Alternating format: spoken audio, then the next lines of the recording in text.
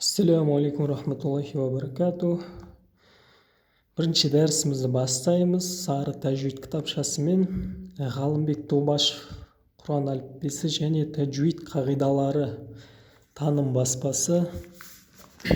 Ең бірінші ниетімізді дұрыстап аламыз. Не үшін Құранға түскіміз келеді, не үшін керек бұл бізге дегендей сұраққа жауабын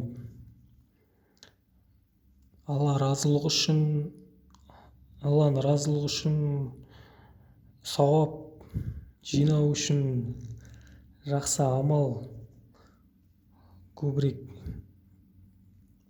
алу үшін, Аллахтың разылығы үшін деп ниетімізді жөндеп дұрыстап аламыз. Және иншалла әрдайым тәжвидті білімді алатын кезде, бастайтын кезде алып, иншалла Аллахтың жәрдемімен маған жеңіл болады, оңай болады деген әрдайым осындай оймен, ниетпен бастаймыз. Екінші, Бисмиллахир-рахманир-рахим, Робби яссир, ва ла туассир, Робби тәммим бил хайр деп әрдайым осы дұғамен бастаймыз.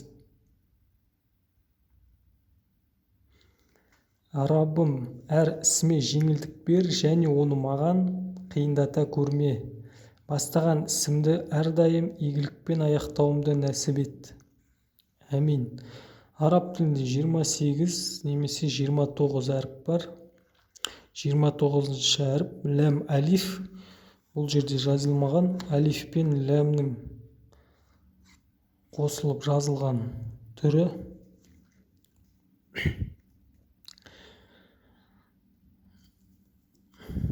Бисмилла. Әлиф, әлиф, әлиф, бә,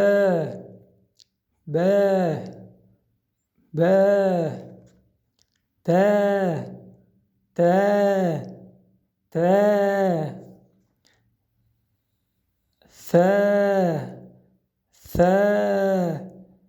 фә, сақауша сә, жіңішке сақауша сә әріпі. Джим,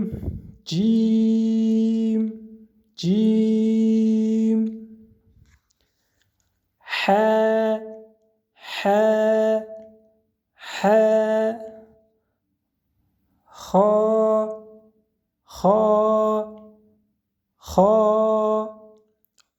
жуан, тамақтан қырылып шығатын ха әрпі.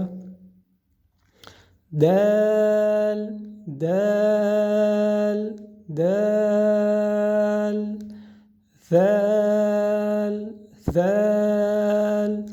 зәл, сақауша жіңішке зәл әрпі. Ро,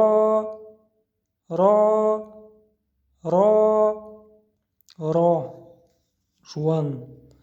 Бұл жерде оқылған кезде жуан оқылады. Ро бірде жуан, бірде жіңішке болады. Зә, син,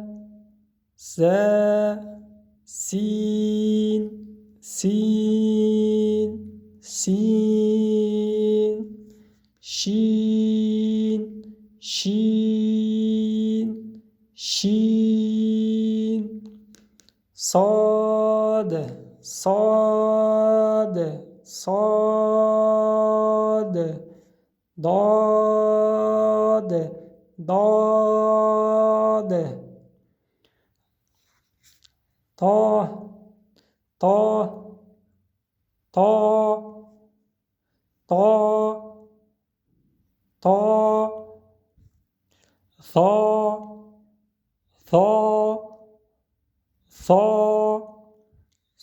зо, сақауша жуан әріп. Айн,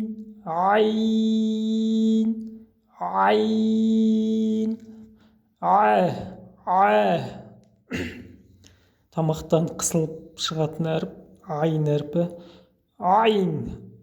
айн, ғайн, ғайн, ғайн, ғайн. Тамақтан шығатын ғ әріпі. Фә, фә, фә. Қаф, қаф, қаф, қаф, қоф. Тамақтан таңдайдың тамақ таңдайдың түп жағынан шығатын әріп, жуан әріп. Кәф, кәф, кәф. Ләм, ләм, ләм. Мим, мим, мим. Нун, нун, нун. Уәу, уәу, уәу. Хә, хә, хә. Тамақтан ең түбінен шығатын әріп. Тамақтан дем шығару арқылы шығады. Я, я, я. Жалпы жуан әріптер дыбысталған кезде тіл деген артқа қарай жылжу арқылы шығады. Барлығы жуан әріп дыбыстайтын кезде тіл сәл артқа қарай жылжиды. Кейбір кезде көбірек тілдің түбі артқа қарай жылжу арқылы дыбыстаймыз.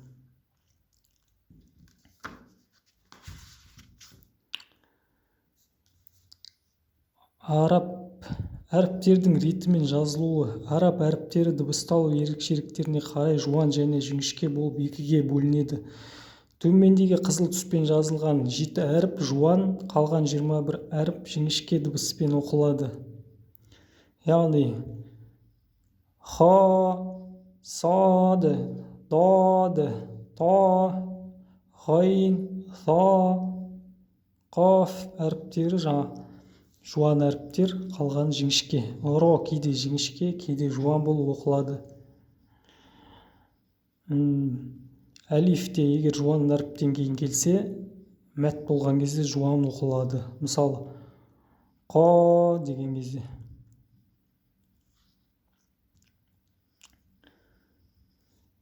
Ләм тек Аллах сөзінде келген кезде, егер Аллах сөзі жуан оқылатын болса, ләмде жуан оқылады. Тек бір жерде, осы жерде жуан оқылады. Қалған жерде ләм жіңішке оқылады. Аллах дегенде, немесе Уллах, Иллах дегенде жіңішке оқылады. Аллах, Уллах дегенде жуан оқылады. Тек осы Аллах деген сөзде ләм жуан немесе жіңішке оқылады. Қалған жерде жіңішке оқылады. Жалпы неге мен бұларды әлиф, бә, джим деп созып оқып шықтым кейбіреулерін. Себебі солай оқылады. Неге сөз біреуін қысқа, біреуін созып, біреуін созбай, біреуін созып оқыдым деген сұрақ болуы мүмкін. Себебі олар атаулары солай оқылады. Әлиф, мысалы, созылмайды, әлиф деп оқылады. Бә, тә деп екі қарақатқа созылады. Ал бұндайлар джим 4-6 қарақатқа дейін созылады. Сондықтан көп ұстаздар қысқаша дауыстап оқиды. Сол себепті басқаларда біліп жүрсін деп мен толықтай дыбыстап шықтым. Себебі кейбір сүрелердің басында әлиф, ләм, мим деп, мысалы Бақараның ең бірінші аятында келеді. Бисмиллахир-рахманир-рахим. Әлиф, ләм мим деп келеді. Сондықтан әдейі не үшін олай оқылады деген сұраққа жауап осы. Себебі толық әріптер осылай оқылады. Және ол жерде әлиф ләм мим деп келген кезде ол жерде және ережемен оқылады. Әріптің атауы оқылады және ережемен оқылады. Егер ләм мим деген екі ортада екі мим кездесіп қалды ғой, мим деп ғұнналы болып бір 2 секундтай ғұнна болады. Сол сияқты ережемен оқылады. Яғни әріптің атауы оқылады және ережемен оқылады. Басқа да сүреде басқа әріптермен келеді. Сол себепті әдейі осылай оқып шықтым. Асықпай осы алфавитті әліппені жаттап, сосын төмендегі аралас жазылған әріптерді атаңыздар және қызыл түспен жазылған әріптердің дыбысталуына көңіл бөліңіздер. Асықпай жаттағаннан кейін осы жерден қайсы қай әріп қалай оқылады, қалай аталады, соны жатқа пысықтап шығуыңыз керек. Және айта кететін нәрсе, бүгіннен бастап, тәжвидті бастағаннан бастап сіз Құранды да ашып оқи беруіңіз керек. Осыны әрдайым айтам. Себебі сіз көзіңізді, құлағыңызды үйрете беруіңіз керек. Ертең тәжвид бітіргеннен кейін иншалла жеңіл болады. Көзіңізді үйрете беруіңіз керексіз. Чтесті қойып, қосып қойып, сүрелерді қайталап оқи беру керексіз. Оқи алмасаңыз да жүргізіп қарай беру керексіз. Чтесті қосып қойып, өзіңізде жүргізіп, бір әріпті танып үйренсеңіз де, бір әріпті де, бір белгіні де түсініп алсаңыз, күніне бір нәрсе, кішкентай бір нәрсе үйренсеңіз де, соның өзі жетістік. Сөйтіп күннен күнге сізде ақпарат жинала береді. Миыңыз, көзіңіз, құлағыңыз үйрене береді Құранға. Солай иншалла сіз Құранға түсіп кетесіз. Құранға түсе алмаудың бір себебі бар, ең маңызды. Ол тұрақтылық болмауы.